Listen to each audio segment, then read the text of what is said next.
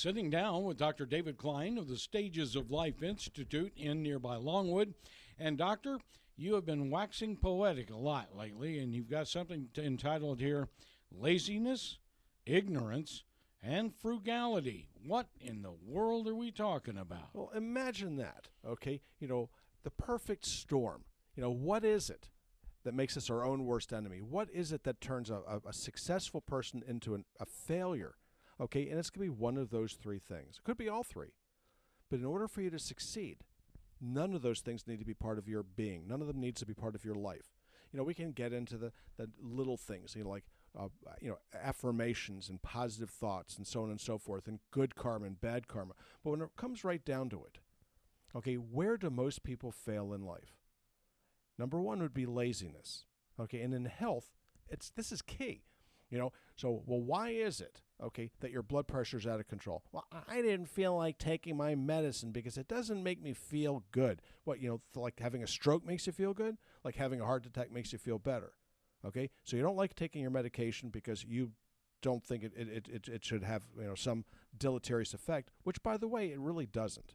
Okay, some of these things more so than others, but for the most part, the medications are pretty benign. Laziness. Well, I didn't come in to get my medication. I forgot my appointment, and I went to call you, but nobody would refill the medications without showing up at your office.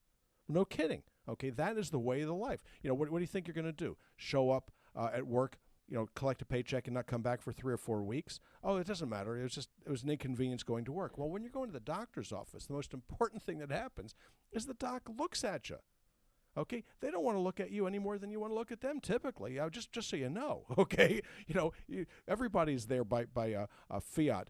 But what happens, okay, is that you need somebody to look at you to make sure that you're not yellow. They need to look at the way you walk, the way you talk. They need to look at your eyes and make sure that everything is intact, because these medications that you're taking, whether you're taking them or not, need to be monitored.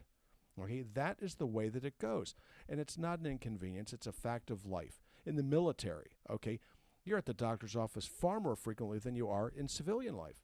And that is a fact. I've been both places. Okay, there you're dealing with a much younger population, but they're in the doctor's office a lot. And you know why? It's called preventive maintenance. There's one thing you can learn from the military. Documentation, okay, lots and lots of manuals. There's an awful lot of red tape, but they learn something about preventive maintenance. Okay, they can keep a plane flying for 30 years. Okay, a lot of these B-52s that are up there, those are old planes. You don't have cars on the road that are that old, that don't have antique tags on them, but they understand something about preventive maintenance. And it works for people too. Okay, so why aren't you doing these things? It's because you're too lazy to get up off your butt to make it in to get it done. It has to be that way. If you see your doctor 4 times a year, that's probably about right for somebody that's over the age of 60. Why? Because it doesn't take long for things to go sideways. I'm asked very, very frequently, why do I get blood work as frequently as I do? My other doctor only orders it once a year. And the answer is very, very simple. I'd prefer to catch the problem before the stroke. I would really prefer to catch the problem before your feet fall off. And so what does it take to do that? It takes a short series of bad decisions and things go sideways. And this has happened to me personally. It's happened to my family, where all of a sudden, number 2 comes into it, and then all of a sudden things go weird. What's number 2? And that'd be ignorance. Okay? Ignorance is a funny sort of a thing. It's not the same thing as stupidity. Stupidity is not remediable. You can't fix stupid, but you can correct ignorance. Not knowing something doesn't make it non-existent. Not knowing that something is dangerous doesn't make it safe.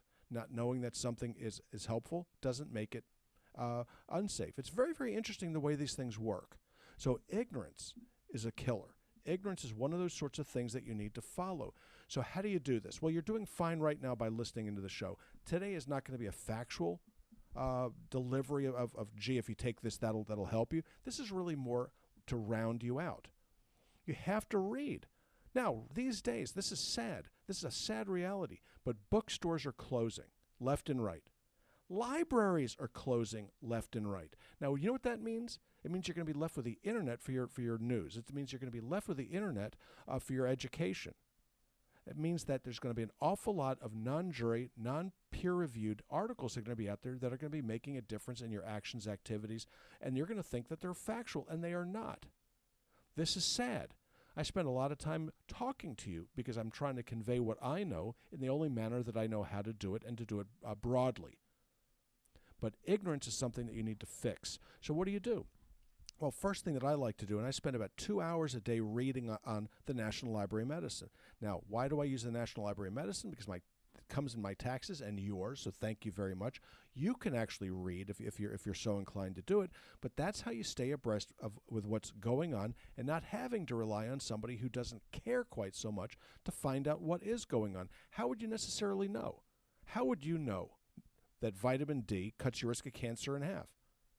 You take enough vitamin D, it cuts your risk of MS by 40%. Okay, how would you know this, and what does it cost? Folic acid, how would you know that it cuts your risk of Alzheimer's disease? How would you know that risk factors exist with regards to the development of diabetes 10 and 20 years before the A1Cs go up? How would you necessarily know that there are things that you can do, things that you can take that cause pennies a day, maybe $1 a day, that will prevent or treat diabetes and get you off a lot of the pain medications and diabetes medicines that you take on a daily basis? And it's called fixing the ignorance. You study. Okay, doctor doesn't mean healer, it means teacher. Okay, so a big part of what you're supposed to do when you see your doctor is to become educated. Unfortunately, the medical profession, for whatever reason, and there are many, some are self-inflicted, many are not, they're falling down in this responsibility. This mandate that we're supposed to teach is being destroyed. It's being destroyed financially by the insurance companies and the feds and so on and so forth. But that's neither here nor there for this discussion. So you need to study. You need to read. I try to put what I can online for you. I put these YouTube lectures and so on and so forth, webinars. But there are other people out there that are doing the same thing, and you need to keep your eyes open and look around. Which brings us to our third deadly sin, as it were, and it's frugality. Frugality is thought to be a marvelous attribute.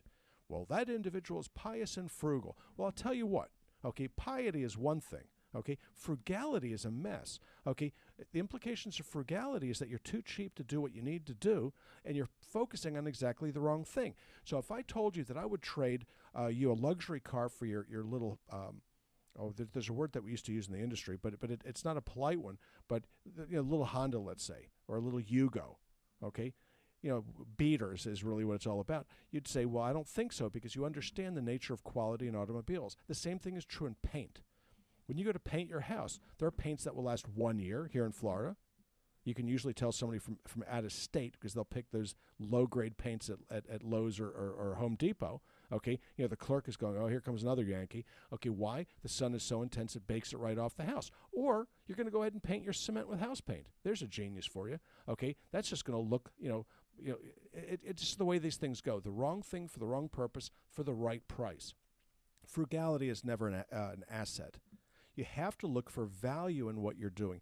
And a good bit of value comes with separation of money from your pocketbook. What do you need to do?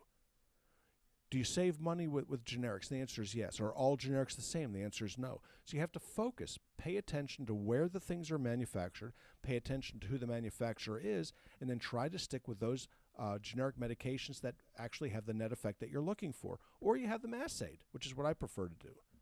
What about your diet? Okay, you can go cheaply on your diet and get sick. Prepared foods are a great example of that. And you're going to say, well, gee, if I go out to dinner, it's much more expensive. The answer is absolutely. Okay, is it better for you? Probably not. But it's a whole lot more expensive for you to cook from scratch at home than it is to buy out of a box. Why is this the case? Because of the wastage and spoilage involved, but at least you can control what's in it. So the frugality aspect, not taking the vitamins and minerals that you should be doing, not taking the herbals that are helpful, not taking your medications as prescribed, that type of frugality makes no sense, but it will shorten your tenure. These are the sorts of things that form the perfect storm. Being lazy, ignorant, and frugal does not end well. You are not going to end up being the last person alive in your high school class. We now understand. If you would like to know more about the doctor and stages of life itself, they have unsurpassed diagnosis down there, and a nutraceutical store that is second to none. Well, if you want to find out more about that, plus directions, all you need to do is go to suffernomore.com, suffernomore.com, and don't forget, If you want to get your nutraceuticals brought to your home at a discount, stagesoflifevitamins.com, stagesoflifevitamins.com. That'll wrap up this show. We talk to the doctor every single day.